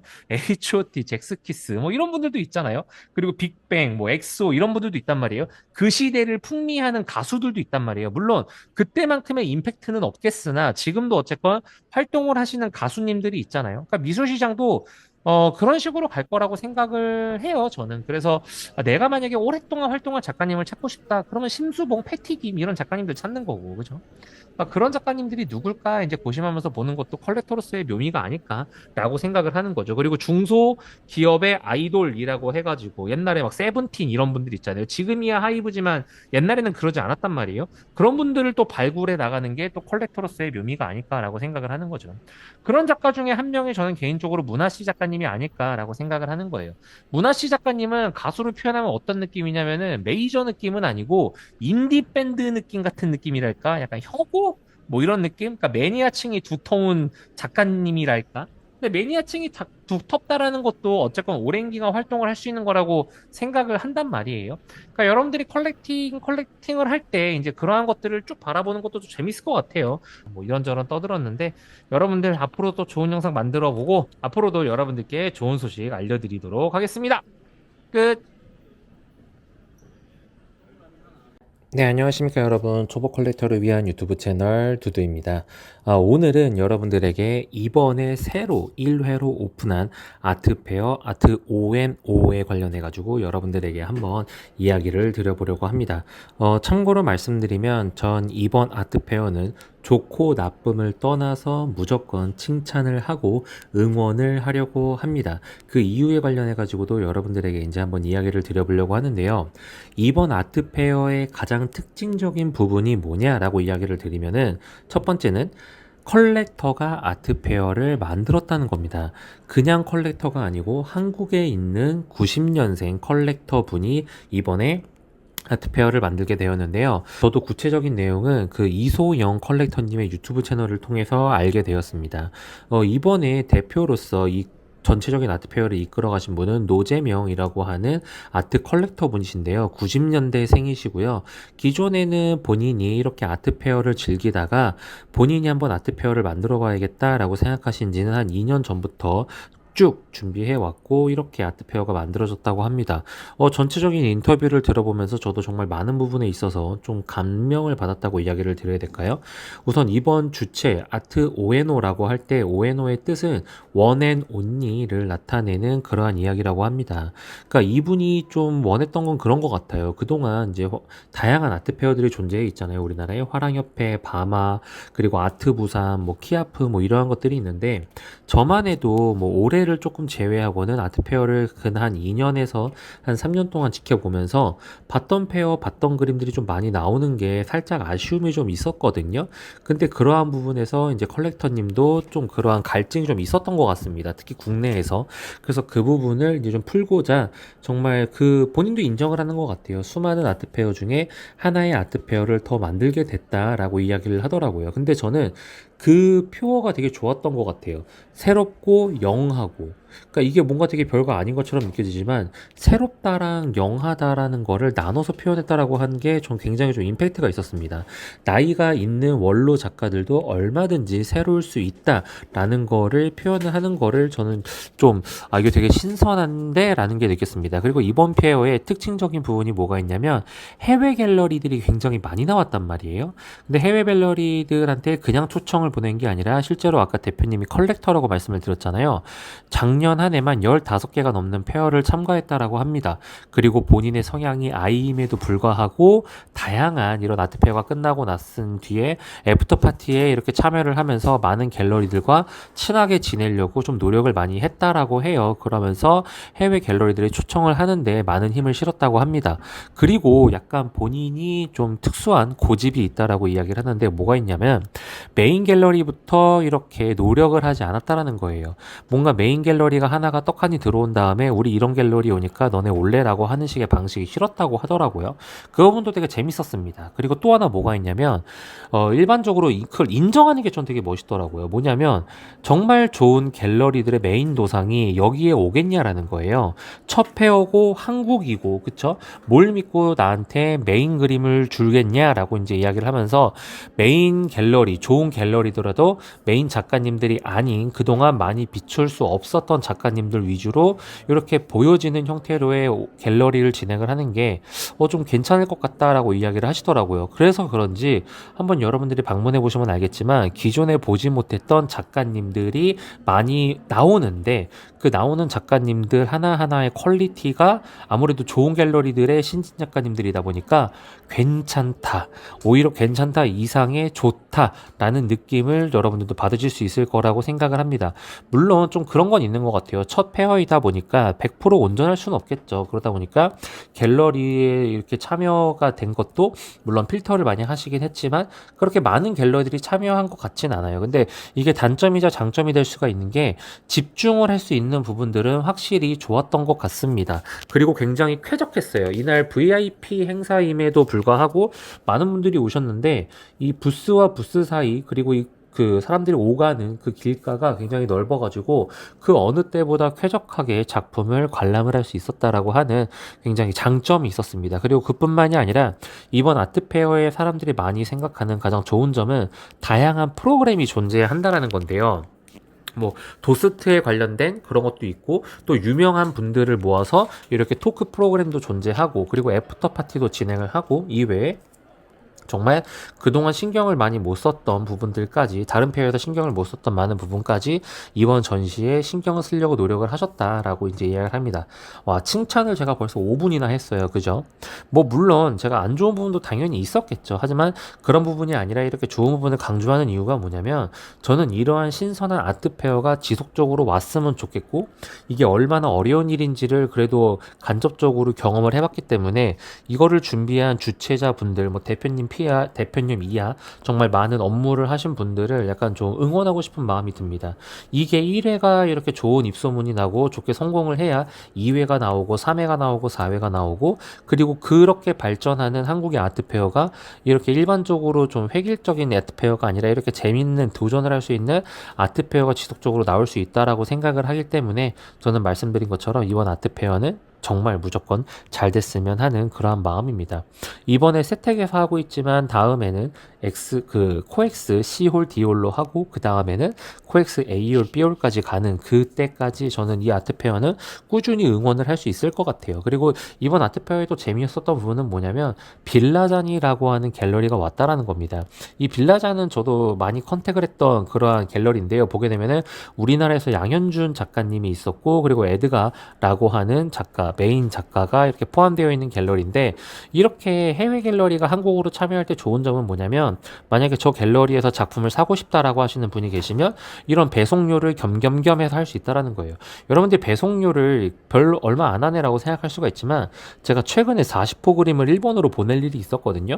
근데 깨지는 게 조금 겁나가지고 나무 액자를 짜고 이렇게 보내는데 100만 원 돈이 들었단 말이에요. 그럼 100호 이런 거를 작품을 갖고 온다라고 했을 땐 더 많은 돈이 든다라는 겁니다.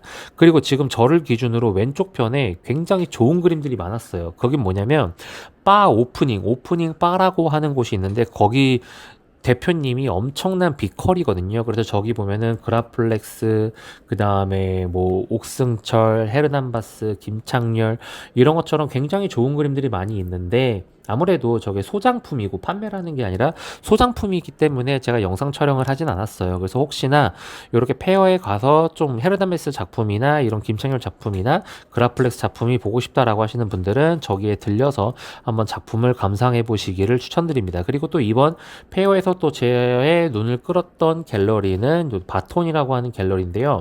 유이치 작가님을 한국에서 핸들하고 있는 그러한 갤러리입니다.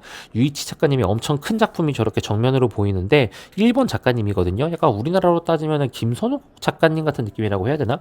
유이치 작가님의 또 작품이 또 바톤에서 6월 달에 또 개인전을 한다라고 하니까 여러분들 한번 관심을 가져보는 것도 좋을 것 같고요.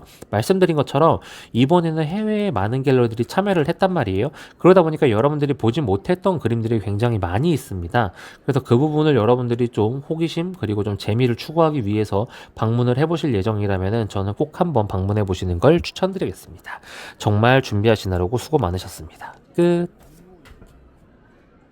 네, 안녕하세요, 여러분. 초보 컬렉터를 위한 유튜브 채널 두두입니다. 제가 일본에서 제1이라고 하는 겐다이 아트페어에 너무 가고 싶어가지고 이렇게 당일치기로 요코하마를 다녀왔습니다. 겐다이라고 하는 게 우리나라로 따지면은 한 키아프 정도 되는 느낌이라고 여러분들이 생각을 하시면 될 것 같은데요.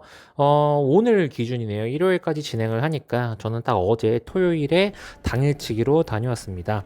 한 17분 정도 되는 영상일 것 같은데 제가 이렇게 주저리 떠드는 게 시끄럽다고 생각하시는 분들은 지금부터 음소거 하시고 현장만 지켜보시면 될 것 같습니다. 자, 그럼 시작을 해볼게요. 뭐 사실 이 해외에서 하는 아트페어를 제가 그동안 참여를 해본 게 영국에서 하는 프리즈, 그리고 홍콩에서 하는 아트바젤, 그리고 이번에 일본에서 진행하는 겐다이 아트페어까지 이렇게 전체적으로 참여를 해봤는데 이 세 가지의 아트페어를 한번 여러분들께 간단하게 비교를 한번 해보려고 합니다. 우선 영국에서 진행했던 프리즈 같은 경우가 이 전체적인 제가 다녀온 아트페어 중에서는 단연코 여러모로 1등이었습니다.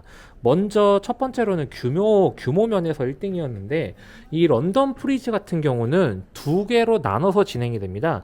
런던 마스터와 런던 프리즈로 이제 진행이 되는데 런던 마스터 같은 경우는 이제 기본적으로 우리가 알고 있는 이런 미술관에서 볼 수 있는 그러한 좀 오래된 걸작들 있잖아요. 그러한 작품들이 쭉 걸려 있는 게 런던 마스터였고 런던 프리즈 같은 경우는 우리나라에도 오는 그러한 프리즈처럼 약간 지금 세대들에서 굉장히 인기가 많거나 좀 이런 거장들이 포함되어 있는 거대 갤러리들이 포함되어 있는 전시라고 여러분들이 생각을 하시면 될 것 같습니다. 이게 어느 정도로 큰 규모냐면은 한 각각의 전시가 일반적인 우리나라의 키아프를 각각 한다고 생각을 하시면 될 정도예요. 그리고 위치도 이제 그 차를 타고 이동을 해야 될 만큼 굉장히 떨어져 있고 그 규모면에서 굉장히 크다라고 이야기를 드릴 것 같습니다. 그 다음이 저에게 있어서는 이제 홍콩 아트바젤이었는데 아트바젤 또한 뭐 같은 공간에서 진행이 됐지만 총 3개 층으로 나누어진 그러한 전시였고 뭐 약간 성격은 프리즈랑 조금 다른 느낌이긴 했는데 좀 다른 느낌이라고 하는 게 이제 아무래도 이런 홍콩 위주의 좀 갤러리들도 많이 포진이 되어 있었고 동남아 그리고 동아시아 좀 위주의 갤러리들이 좀 많았던 느낌이 좀 강했던 것 같습니다. 그래도 홍콩 아트바젤 같은 경우는 만약 간다고 하면 한 번 더 갔다 올 것 같기는 해요. 그 다음에가 이번 겐다이 아트페어였는데 겐다이 아트페어는 개인적으로 뭐라고 해야 되나 제가 기대치가 조금 많이 높았던 것 같기는 해요. 그러니까 런던 프리즈랑 홍콩 아트바젤 같은 경우는 이런 세계적인 갤러리들이 좀 많이 참여를 했던 것 같은데 이번 겐다이 아트페어 같은 경우는 일본 내의 유명한 갤러리들이 주로 좀 참여하고 한국 갤러리들을 좀 갖고 좀 이런 세계적인 좀 갤러리들의 참여는 홍콩 아트바젤보다 조금 적었지 않았나라는 생각이 좀 듭니다. 그럼에도 불구하고 뭐 당일치기로 갔다 올 만 했냐라고 말씀을 하신다면 당연히 갔다 올 만 했다라고 이야기를 드릴 것 같아요. 하지만 제가 또 나중에 영상으로 올릴 거긴 한데 이것만 보기 위해서 당일치기로 갔다 오기는 시간이 좀 아까워가지고 제가 요코하마에서 이 아트페어를 보자마자 바로 롯본기로 넘어가가지고 또 거기에서 하는 또 다양한 미술관과 갤러리들을 또 방문을 했거든요. 그거는 제가 2차 브이로그 영상에서 여러분들께 공유를 드리도록 하겠습니다. 그러니까 일본도 아무래도 이런 그림이라고 하는 게 우리나라만큼이나 세계적으로 유명하다 보니까 좋은 갤러리들하고 좋은 작품들이 확실히 많이 있습니다. 여기 같은 경우는 이제 우리나라에서 참여한 탕 갤러리죠. 탕 갤러리는 뭐 우리나라 갤러리고 우리나라 정확히 말하면 우리나라 갤러리는 아닌데 우리나라에서 굉장히 친숙한 갤러리 중에 하나인 거죠. 우구건 작가님의 작품이 이렇게 50호 하나, 100호 하나 이렇게 나와 있었고 얼마 전에 롯데 그 제2 잠실 롯데월드에서 진행을 했던 윤엽 작가님의 작품이 또 이렇게 있었고 디리니 작가님의 작품도 이렇게 있었습니다. 우구건 작가님이야 뭐 당연히 아시아 쪽에서 인기가 워낙 많긴 하고 하지만 이 윤엽 작가님 또한 일본에서 또 굉장히 인기가 많거든요. 그래서 실제로 일본에서 SBI라고 하는 우리나라로 따지면 서울 옥션, K 옥션 같은 옥션이 이제 진행이 되는데 거기에서 이제 윤엽 작가님의 작품이 많이 나오기도 합니다. 저기 에드가 작가님의 드로잉 작품도 이렇게 볼 수 있었고 바깥쪽에는 에가미 작가님 작품 그리고 정광영 작가님의 작품도 이렇게 볼 수가 있었습니다.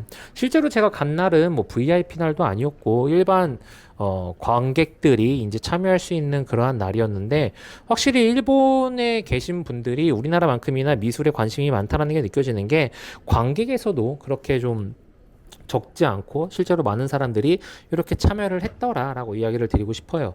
근데 제가 말씀드린 것처럼 규모면에서는 조금 아까웠다. 그러니까 우리나라 같은 경우도 이제 키아페 같은 경우가 이제 코엑스를 두 홀을 빌려서 진행을 하잖아요. 근데 이번에 겐다이 아트페어를 참여를 해 보니까 그냥 한 홀 정도만 이렇게 진행을 하더라고요. 그리고 또 하나 아쉬운 게 이게 요코하마에서 진행이 하다 보니까 그러니까 일본을 안 다녀오신 분들은 좀 지리적인 것 때문에 잘 와닿지 않으실 수가 있는데 어제 저의 루트가 어땠냐면은 이제 김포공항을 통해 가지고 제가 하네다라고 하는 도쿄 공항을 갔단 말이에요. 그게 우리나라로 따지면은 이제 한 인천공항쯤 될 거예요. 그럼 요코하마가 어딨냐? 우리나라로 따지면은 한 수원 정도에 있습니다. 제가 그래서 인천에서 수원까지 간 거예요. 그래서 요코하마까지 가가지고 이렇게 전시를 봤는데 이 요코하마라고 하는 곳도 물론 유명한 관광지이긴 하나 이 그림을 보러 오는 사람들이 크게 막 뭘 즐길 게 있진 않아요. 뭐 요코하마 미술관도 있긴 한데 대부분의 좋은 것들이 저기 도쿄 중심에 있는 경우들이 많이 있다 보니까 그러면 도쿄 중심 롯본기를 또 이제 가야 된단 말이에요. 그럼 롯본기를 가는 건 어떤 느낌이냐면 수원에서 명동을 가는 느낌이에요. 이게 좀 그쵸 좀 거리상의 좀 그런 이슈가 있죠. 그러니까 최근에도 화랑 제2미술제가 수원에서 진행을 했었단 말이에요. 많은 분들이 이제 가고자 마음을 먹었는데 이 수원이라고 하는 곳이 솔직히 딱 가기에는 쉬우면서도 어려운 거리인 거예요. 그러니까 거기에 뭐 다양한 좀 이런 문화가 있으면은 사람들이 그래도 갔을 텐데 그래도 좀 거리적인 느낌이 있으니까 그런 게 좀 아쉬웠던 거죠. 그럼에도 불구하고 저도 그래서 원래는 요코하마만 갔다가 이제 올라고 했는데 그래도 일본까지 당일치기를 하러 갔는데 그죠? 그런 걸 또 하는 게 또 아쉽단 말이에요. 그래서 롯본기를 다녀온 거예요. 근데 그럼에도 불구하고 어쨌건 많은 사람들이 요 요코하마까지 찾아와서 아트페어를 즐기는 모습들을 봤다. 그러니까 일본도 확실히 사람들이 그림에 관심이 많이 가지는 것 같다라고 이야기가 들었습니다. 그래서 전체적으로 그림들을 쭉 보아하니 확실히 그 느낌이 주는 게 있어요. 프리즈가 주는 느낌, 아트바젤이 주는 느낌, 겐다이가 주는 느낌들이 있는데 솔직히 말하면 프리즈, 런던 프리즈를 제가 봤었을 때는 뭔가 압도되는 느낌이었다고 이야기를 드려야 되나? 그러니까 이렇게 지금 나오는 영상처럼 큰 작품들이 좀 간간이 있고 여기 겐다이 같은 경우는 50호, 20호, 30호 이러한 느낌들이 있는데 런던 프리즈 갔을 때는 진짜 최소가 100호였던 느낌이에요. 100호, 100, 150호, 막 진짜 200호, 막 이러한 그림들이 구상도 아니고 막 추상들로 막 이렇게 그려져 있다 보니까 그러니까 뭐라고 해야 되나 기가 빨린다는 느낌이어야 되나 뭔가 움츠러들고 되게 힘든 느낌이었거든요. 그러다가 홍콩 아트바젤로 넘어가고 나서는 조금 마음이 조금 그래도 평안해지는 느낌이었어요. 그래도 좀 그동안 이런 온라인상이나 영상상으로 봤던 그림들도 좀 많이 있었고 그러다 보니까 홍콩 아트바젤은 좀 숨은 쉴만하네 라는 느낌이었는데 겐다이 이 아트페어는 그 홍콩 아트바젤보다도 조금 더 숨이 트일 만한 느낌이었다 라고 이야기를 드리고 싶은 거예요. 그래서 만약에 저더러 이제 초보 컬렉터님들이 많이 보는 채널이니까 제 채널은 해외에 아트페어를 한번 보러 가고 싶은데 혹시 어디를 추천하시나요? 라고 만약에 저에게 물어보신다면 우선 저의 취향을 반영한 저는 축구를 좋아하기 때문에 EPL 경기도 볼 겸 유럽으로 간다가 우선 제일 순인 것 같고, 그 다음에는 홍콩으로 이제 맛있는 것도 먹고 좀 여행도 즐기면서 보련다라고 하면 홍콩 아트바젤, 그래서 런던 홍콩 아트바젤, 그 다음에가 겐다이 아트페어가 되지 않을까라고 생각을 합니다. 뭐 앞으로 겐다이 아트페어 같은 경우는 저 같으면은 만약에 제가 어떠한 작품을 샀어요, 그게 만약에 겐다이 아트페어에 걸린대, 그러면 갈 것 같아요. 근데 그런 게 아닌 이상 당일로 이제 두 번은 더 이상 가진 않지 않을까라는 생각이 들었습니다. 뭐 페어가 아쉽다, 뭐 안 좋다 이런 느낌이 아니라 당일치기로 가기에는 솔직히 좀 뭐라고 할까, 조금 아쉬움이 있는 건 사실이었다. 근데 뭐 1박 2일 여행 겸 뭐 2박 3일로 간다면은 당연히 가실 만한 것 같다라고 이야기 드리고 싶고, 그리고 요 작가님 같은 경우도 이제 일본에서 굉장히 유명한 작가님인데, 보통은 저는 그동안 원화만 봤거든요. 근데 이번에 판화로 이렇게 작품들이 몇 작품이 나왔더라고요. 실제로 이런 거 좀 업어오고 싶었다라는 생각이 들었어요. 판화로 그 비행기에 핸드캐리가 가능한 게 10호에서 한 15원 정도까지가 핸드캐리가 가능하더라고요. 근데 저는 지금 방금 보여드렸던 그 제일 왼쪽에 있는 그 작품이 마음에 들었는데, 저거 같은 경우는 물론 판화라서 저렴하긴 하지만 이걸 만약에 핸드캐리가 아니라 배송비까지 하면은 판화로서의 가성비가 떨어지기 때문에 좀 아쉽긴 하지만 그냥 얌전히 내려놓고 왔습니다. 그러니까 그동안 뭐라고 해야 되나, 좀 이런 눈적인 약간 자극을 많이 받고 싶어서 겐다이에 갔었는데, 그래도 좀 자극적인 작품이 저에게는 한두 작품 정도 있었던 것 같아요. 뭐 그 부분에 있어서는 뭐 만족을 했다라고 이야기를 드리고 싶고, 실제로 일본 작품들이 우리나라에도 많이 오잖아요. 그래서 이 현장에서 제가 갤러리 관계자분들을 진짜 많이 만났어요. 갤러리 관계자분들을 만나서 이런 좀 뭐라고 해야 될까요? 좋은 작가들을 유치하려고 하는 이러한 노력들을 좀 하려고 오셨다라고 이야기를 하시더라고요. 그래서 이런 좋은 작품들은 또 앞으로 저희가 한국에서도 보지 않을까라는 생각이 들고, 또 앞으로 이제 7월에 어반 브레이크가 진행이 될 거고, 그리고 9월 달에 이제 본격적인 키아프랑 프리즈가 이제 진행이 될 텐데, 글쎄요. 이제 제 생각인데 이 7월 달 그리고 9월 달, 특히 9월 달 키아프와 프리즈가 어떻게 보면 우리나라 하반기 미술 시장의 중요한 잣대가 되지 않을까라는 생각이 좀 듭니다. 실제로 이번 상반기, 중반기 전체적인 아트 페어를 이렇게 봤을 때 좀 많이들 컬렉터 분들이 실망한 부분들이 분명히 있었거든요. 뭐 실망했다라고 하는 부분들 안에는 뭐 작품적인 것도 있기도 물론 하겠지만, 전체적인 좀 구성적인 부분에서도 좀 아쉬움을 드러냈던 컬렉터 분들이 실제로 많았는데, 이번 키아프에서는 그래도 좀 많이들 기대하고 계신 것 같아요. 아무래도 좀 실제로 이런 세컨더리 시장, 리세일 시장을 제가 지금 참여하고 있으니까 이런 분들에게 여쭤보면은 지금 9월, 7월 그리고 그때 키아프와 프리즈 때 작품을 살려고 실제로 자금을 좀 아껴두고 있다라고 하시는 분들이 확실히 많은 거 보면은, 그때 한번 미술 시장이 한번 좀 반등이 일어나면 좋지 않을까라고 생각을 합니다. 실제로 뭐 지금 옥션만 보더라도 나가는 작품 빼고는 그렇게 비딩이 좀 원활하진 않으니까, 그럼에도 불구하고 예전에 비교했을 때는 비딩이 조금 확실히 늘어나긴 했거든요. 실제로 뭐 예전에는 그쵸, 정말 한창 안 좋을 때는 위클리 옥션 같은 경우는 첫 페이지가 다 유찰되고 그러기도 했었는데, 요즘은 그래도 유찰보다는 입찰을 하려고 하는 분들이 확실히 늘어난 거 보니까 미술 시장이 조금 더 반등을 하지 않을까라고 생각을 합니다. 그리고 지금 또 앞두고 있는 전시들이 재미난 게 많이 있잖아요. 이번에 우국원 작가님도 전시를 앞두고 있고, 김선우 작가님도 전시를 이렇게 앞두고 있는데, 이러한 젊은 좋은 작가분들이 또 전시를 앞두고 있으면은 그만큼 또 미술 시장이 또 활성화가 이루어지니까 또 기대하는 부분이 있습니다. 그리고 또 2025년에 이제 여의도에 아쿠아리움이 없어지고 퐁피듀라고 하는 미술관이 이제 들어오는데, 그때 이건용 작가님이 2025년에 개인전을 이제 시작을 하신다고 하거든요. 또 그런 부분에 있어서 또 재미난 또 임팩트가 되지 않을까라고 생각을 합니다. 그러니까 제가 오늘 좀 미술 관련한 절세 특강을 잠깐 듣고 왔는데, 거기 강사님이 그런 얘기를 하시더라고요. 우리나라 샤넬이라고 하는 브랜드가 우리나라에 들어온 지 얼마가 된 줄 알고 있느냐라고 얘기하더라고요. 저도 이제 뭐 궁금했었죠. 실제로 샤넬이라고 하는 브랜드가 1차 세계대전 이전에 만들어졌다고 제가 알고 있었고, 그러한 브랜드가 우리나라에는 1991년도쯤에 들어왔다고 얘기를 해요. 그 전에는 세계적으로 이미 유명한 브랜드였겠죠. 근데 91년도에 이제 샤넬이 들어오고 아마 그 당시에도 많은 사람들이 샤넬이라고 하는 브랜드를 잘 몰랐을 거라고 이제 이야기를 하시더라고요. 이게 무슨 얘기냐?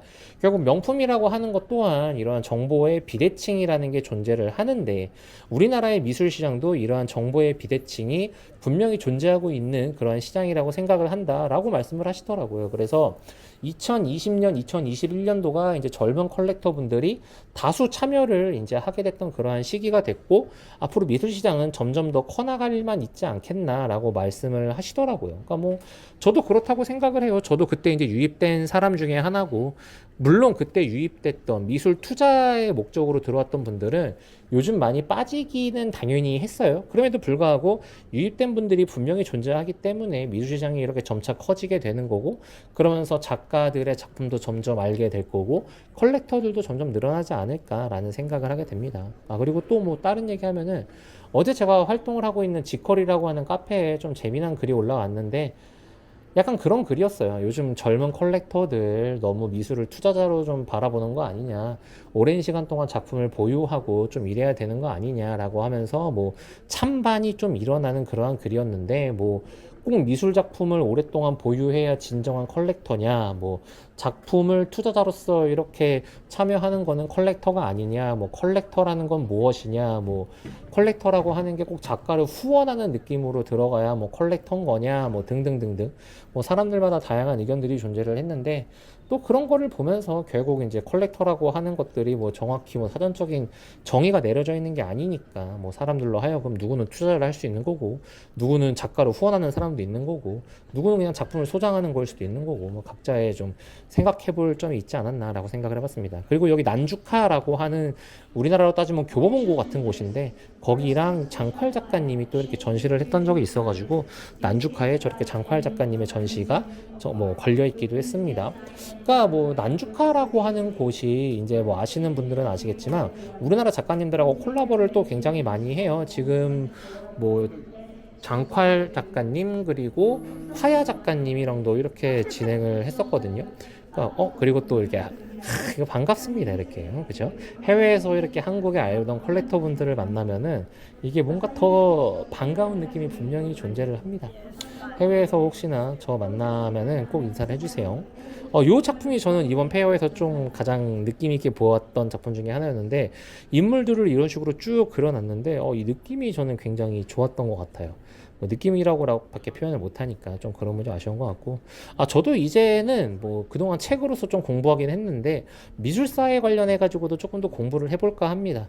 뭐 컬렉팅을 함에 있어서 뭐 이렇게 저는 투자적인 관점을 조금 더 많이 보기는 하나 이런 좀 해석적인 부분 작품이 가지고 있는 이런 역사적인 부분도 함께 좀 보면 재밌을 것 같아가지고 미술사 공부도 하고 그러한 컨텐츠를 또 이렇게 유튜브에도 좀 올릴 예정이긴 하니까 많은 분들 좀 기대해 주셨으면 좋겠고 그리고 말씀드린 것처럼 제가 미술 일본 이번에 저소리 도쿄를 처음 갔다 왔거든요.